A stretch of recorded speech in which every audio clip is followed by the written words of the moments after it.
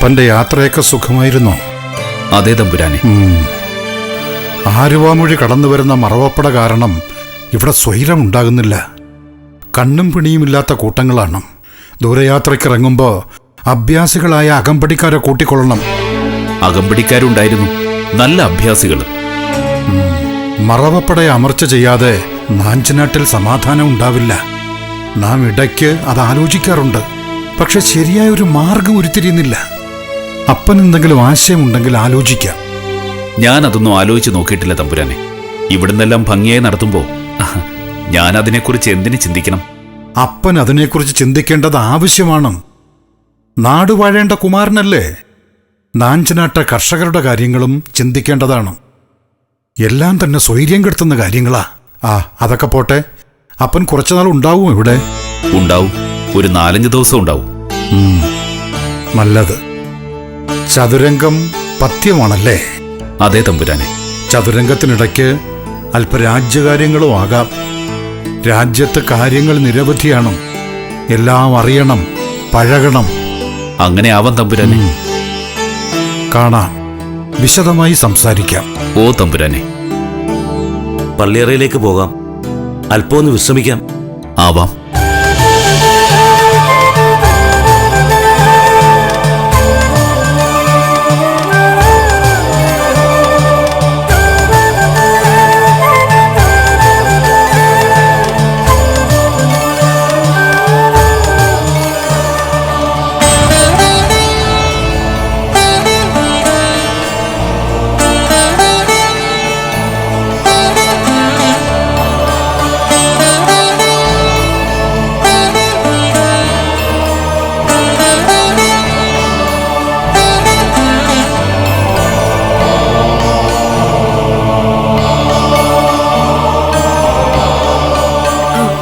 നേരത്തെ മേനാവുകാരുടെ മൂളൽ കേട്ടല്ലോ. ആരാ ഭാഗീരഥി അവിടെ വന്നത്? അയ്യോ, തമ്പുരാട്ടി അറിഞ്ഞില്ലേ? ഇരണിയൽ കൊട്ടാരത്തിൽ നിന്നും തലശ്ശേരി രാജകുമാരനായ രാമവർമ്മ ഇളയ തമ്പുരാൻ വന്നിരിക്കുന്നു. ഇരണിയിലെ തമ്പുരാനോ? അതേ തമ്പുരാട്ടി. 4-5 ദിവസം വിരുന്നു പാർക്കുമെന്നും കേട്ടു. ഇരണിയൽ തമ്പുരാൻ ഇവിടെ വരിക, വിരുന്നു പാർക്കുക, ഇതൊന്നും പതിവില്ലാത്തതാണല്ലോ ഭാഗി. അനന്തരവന് മൂപ്പ് കിട്ടാത്തത് ഈ തമ്പുരാൻ കാരണമാണ്. അതുകൊണ്ട് ഈ തമ്പുരാനോട് അച്ഛനും വല്യച്ഛനും പഥ്യമല്ലെന്ന് പോലും കഥകൾ ഉണ്ടായിരുന്നില്ലേ? അതൊക്കെ പഴയ കഥകളല്ലേ തമ്പുരാട്ടി. ഇപ്പൊ കാര്യം മാറി, കാലവും മാറി. എന്ത് മാറിയെന്ന? തമ്പുരാന്മാർ പരസ്പരം കാണുന്നു, വലിയ വലിയ രാജ്യകാര്യങ്ങൾ ചർച്ച ചെയ്യുന്നു. അതിലൊക്കെ നമുക്കെന്ത് കാര്യം? അതൊക്കെ ശരിയായിരിക്കും. പക്ഷെ ഇപ്പോഴത്തെ തമ്പുരാന്റെ ഈ വരവുണ്ടല്ലോ, അതിൽ തമ്പുരാട്ടിക്ക് കാര്യമുണ്ട്. ആടിനെന്താണ് അങ്ങാടി വാണിഭത്തിൽ കാര്യം ഭാഗീരഥി? ഇരണിയിലെ തമ്പുരാൻ വരും, നാടുവാഴുന്ന വലിയ തമ്പുരാനുമായി രാജകാര്യങ്ങൾ ചർച്ച ചെയ്യും, പോകും. പക്ഷെ തമ്പുരാട്ടി, ഇരണിയിലെ തമ്പുരാൻ ഇപ്പൊ വന്നിരിക്കുന്നത് രാജ്യകാര്യങ്ങൾ ചർച്ച ചെയ്യാനല്ലെന്നാ കേട്ടത്. പിന്നെ വലിയ തമ്പുരാനുമായി സംസാരിച്ച് തമ്പുരാട്ടിയും ആ തമ്പുരാനുമായുള്ള പള്ളിക്കെട്ട് ഉറപ്പിക്കാനാണ് വന്നത് എന്നൊരു ശ്രുതിയും ഉണ്ട്.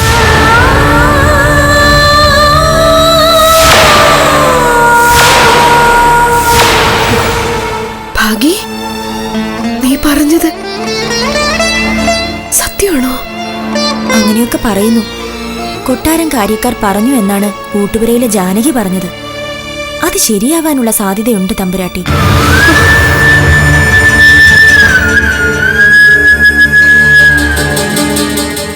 എന്റെ ശ്രീ പത്മനാഭ, എങ്കിൽ ഇത് ആരുടെ ഉദ്യമമായിരിക്കും? ഇരണിയിലെ തമ്പുരാന് എന്നോട് അങ്ങനെ ഒരു മോഹം തോന്നാനുള്ള സാഹചര്യമില്ലല്ലോ. പിന്നെ അത് പറയാനുണ്ടോ തമ്പുരാട്ടി? കൊച്ചുമുറപ്പിള്ള ഏമാനും ഇവിടുത്തെ അണ്ണന്മാരും തമ്പുരാന്മാരും കൊണ്ടുപിടിച്ചുള്ള ശ്രമത്തിലാണ്. അവര് തന്നെ ആവും ഇതിനു പിന്നിൽ. പക്ഷേ അച്ഛൻ അതിന് സമ്മതിക്കാൻ തോന്നുന്നില്ല ഭാഗീരഥി. ഒന്നുമില്ലെങ്കിലും അച്ഛന്റെ നേരെ അനന്തരവനല്ലേ എന്റെ തമ്പുരാൻ. പക്ഷെ തമ്പുരാട്ടി, അവിടുത്തെ അമ്മ തമ്പുരാട്ടി പറഞ്ഞാൽ വലിയ തമ്പുരാൻ എന്ത് സമ്മതിച്ചു കൊടുക്കും? കൊച്ചുമറപ്പിള്ള ഏമാനും ആദിച്ചൻ തമ്പി തമ്പുരാനും ഏത് രീതിയിലായാലും ഇരണിയൽ തമ്പുരാനെ കൊണ്ട് തമ്പുരാട്ടിക്ക് പട്ടും പരിവട്ടവും തരിവിച്ചേ അടങ്ങൂ എന്ന വാശിയില്ല.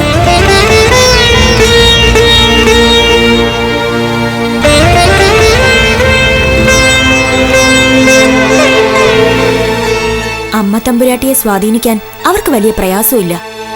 അമ്മ തമ്പുരാട്ടിയിലൂടെ അവർ വലിയ തമ്പുരാനെ സ്വാധീനിക്കും. ഇല്ല ഭാഗീരഥി, അങ്ങനെ ഒരിക്കലും സംഭവിക്കില്ല. അങ്ങനെ സംഭവിച്ചാൽ പിന്നെ ഈ തങ്ക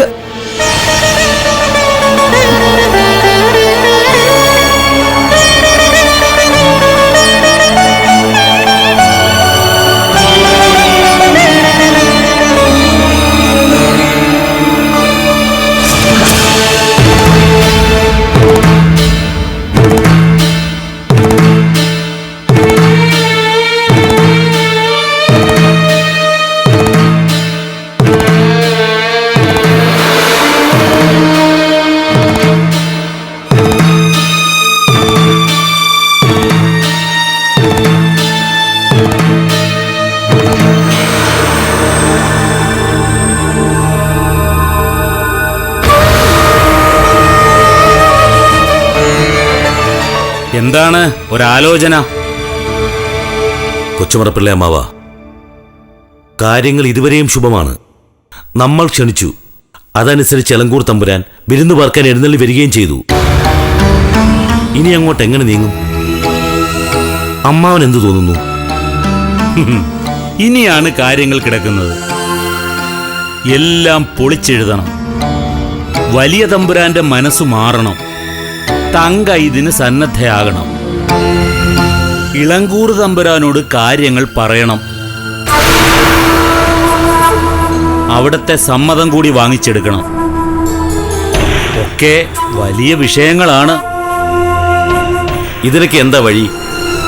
എങ്ങനെ ഇതൊക്കെ സാധിച്ചെടുക്കും? എനിക്കൊരെത്തും പിടിയും കിട്ടുന്നില്ല. എല്ലാറ്റിനും കൂടി ഒരൊറ്റ വഴിയാണ് നമ്മുടെ മുന്നിലുള്ളത്. അതെന്താണ്?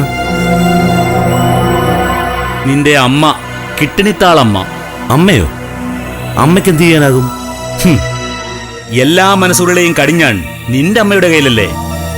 വലിയ തമ്പുരാന്റെ, തങ്കയുടെ, എന്തിന് മാർത്താണ്ഡവർമ്മയുടെ മുന്നിൽ പോലും നിന്റെ അമ്മയുടെ വാക്കുകൾക്ക് വിലയുണ്ട്. എന്നുവെച്ചാൽ ആദ്യം നിന്റെ അമ്മയെ പറഞ്ഞ് ബോധ്യപ്പെടുത്തണം. എന്നിട്ട് കിട്ടിണിയെ കൊണ്ട് മറ്റുള്ളവരോട് സംസാരിപ്പിക്കണം.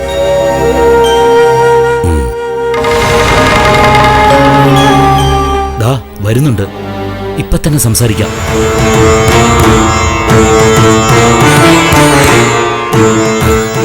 അമ്മ കണ്ടുവോ ഇളമുറത്തമ്പുരാനെ? ഇല്ല, പറഞ്ഞു കേട്ടു.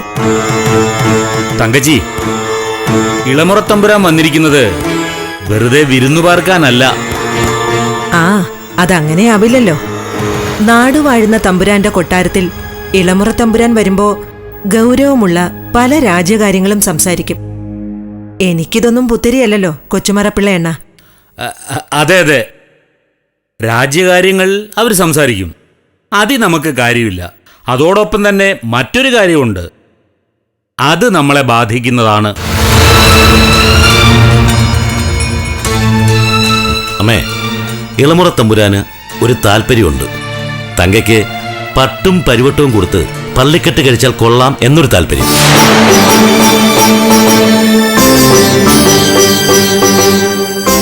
ഇക്കാര്യം ഇളമുറത്തമ്പുരാൻ വലിയ തമ്പുരാനോട് അങ്ങോട്ട് ആവശ്യപ്പെടില്ല. അതുകൊണ്ട് തങ്കച്ചി വലിയ തമ്പുരാനോട് പറഞ്ഞ് അദ്ദേഹത്തെ കൊണ്ട് ഇളമുറത്തമ്പുരാനോട് സംസാരിപ്പിക്കണം. അപ്പോ മാർത്താണ്ഡനോ? അവര് തമ്മിലുള്ള കാര്യങ്ങള് ഏതാണ്ട് ഉറപ്പിച്ച പോലല്ലേ പപ്പു? നിനക്കും രാമനും ഒപ്പം കളിച്ചു വളർന്നതല്ലേ മാർത്താണ്ഡൻ? അന്നേ പറഞ്ഞു വെച്ചതല്ലേ തങ്ക മാർത്താണ്ഡനുള്ളതാണെന്ന്?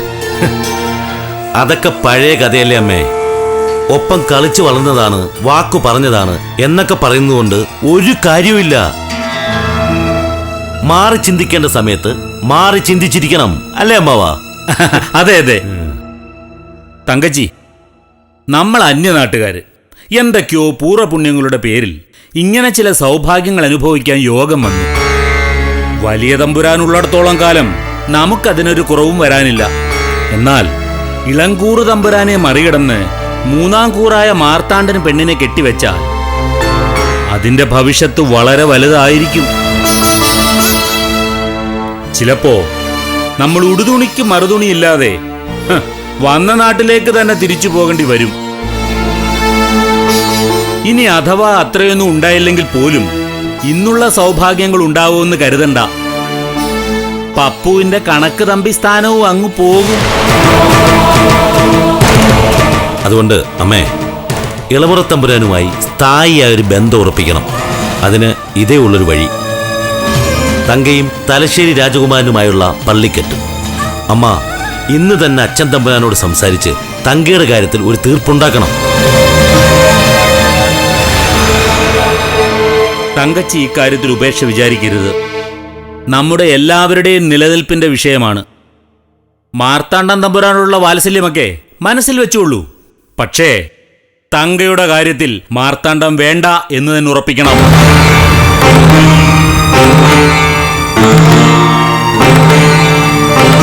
അമ്മേ, കാര്യങ്ങൾ വേണ്ട വിധത്തിൽ സംസാരിച്ച് അച്ഛൻ തമ്പുരാനെ ബോധ്യപ്പെടുത്തണം.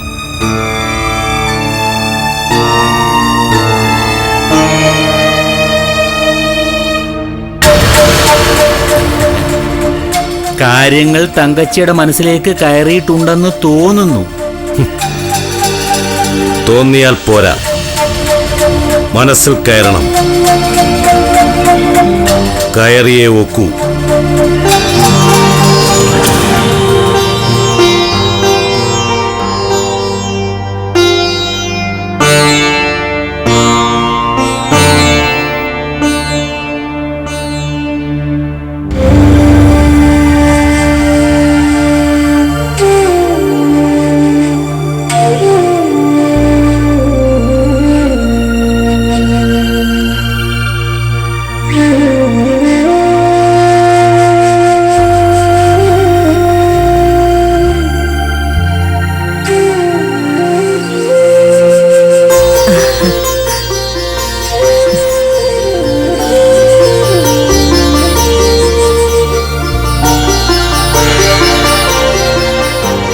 തലശ്ശേരി കുമാരൻ രാമൻ വന്നിട്ടുണ്ട്. കിട്ടണി കണ്ടിരുന്നോ? പറഞ്ഞു കേട്ടു, കണ്ടില്ല. ഇവിടെ കുട്ടികളൊരു അഭിപ്രായം പറഞ്ഞു. എന്താ അത്?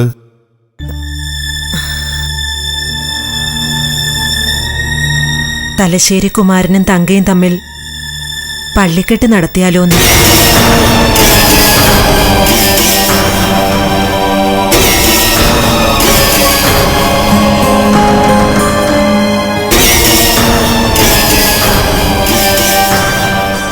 അല്ല, കുട്ടിയോള് പറഞ്ഞോണ്ട് മാത്രം.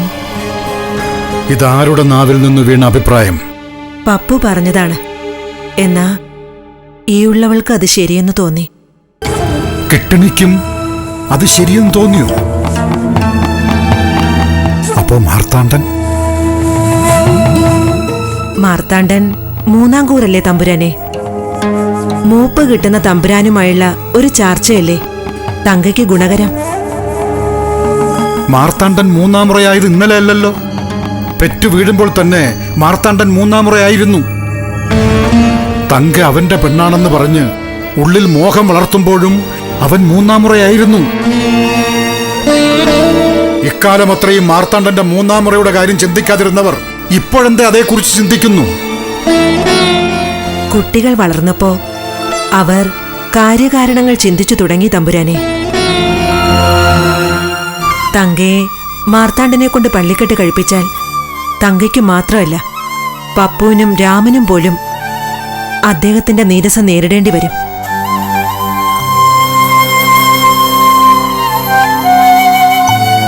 കുട്ടികൾക്ക് നാളെയും ഈ മണ്ണിൽ സമാധാനമായിട്ട് കഴിയേണ്ടേ തമ്പുരാനെ?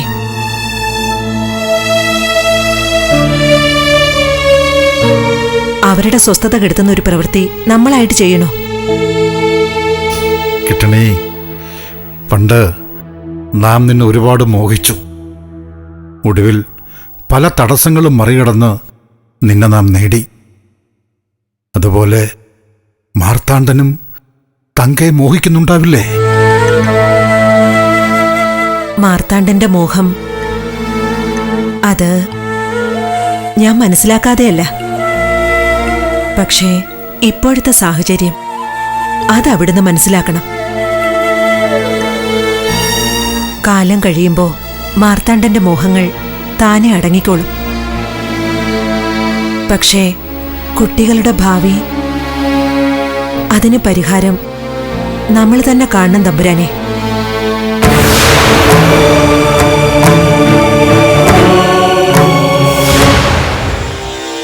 നാളെ എന്ത് എന്ന ആശങ്കയാണ് മനുഷ്യനെ മനുഷ്യാധമനാക്കുന്നത്. വർത്തമാനകാലത്തിൽ ജീവിക്കുക, അതിൻ്റെ നന്മകൾ സ്വായത്തമാക്കുക. ഈ നന്മയുടെ ഭാരം നമ്മെ നിലനിർത്തിക്കൊള്ളും.